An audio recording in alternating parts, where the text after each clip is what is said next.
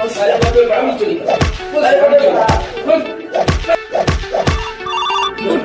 ना, उठाइए ना, उठाइए। हेलो। हाँ दरोगा साहब प्रणाम, हम मुखिया जी बोला था। जी प्रणाम प्रणाम। कहू ना मिराज बाबू 12 दिन पर कॉल कर लिया। कहे कर रहा जो लड़का के पकड़ ले बानी छोड़ दियो हमारे पंचायत के सरवा। ई साला सबके ऐसा ही छोड़ दू। इतनी से साला हमरा बकरी के रेप कैले बा। 10-20 हजार तेल दू आ जाओ सरवा। ठीक बा तो मुखिया जी रखू। हाँ ठीक बा। अरे मुखिया जी तो कहला था कि एक से 4-5 लाख रुपया तेल देवेला। न दरोगा जी हमें लगा पैसा नहीं के।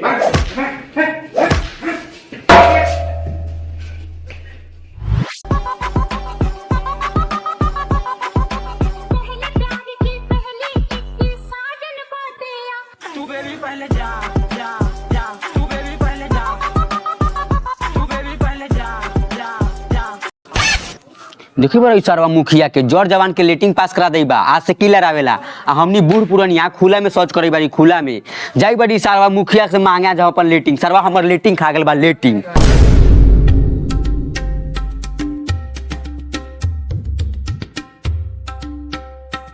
प्रणाम मुखिया जी।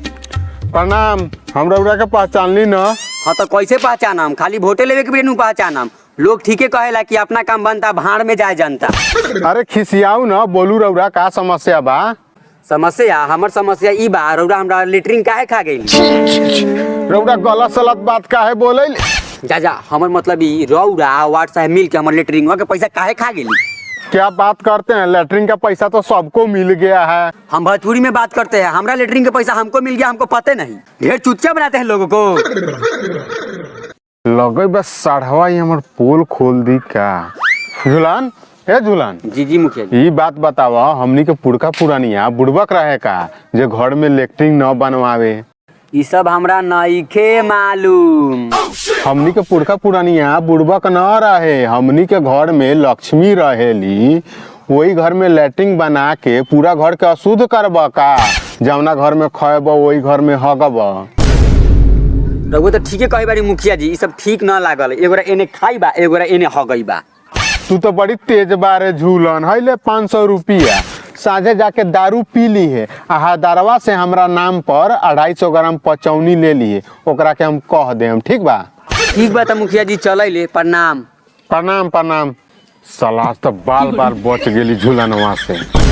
हाय हाय अब तो दारू और पचौनी के इंतजाम हो गेल। जय हो दारू जय में हरारू।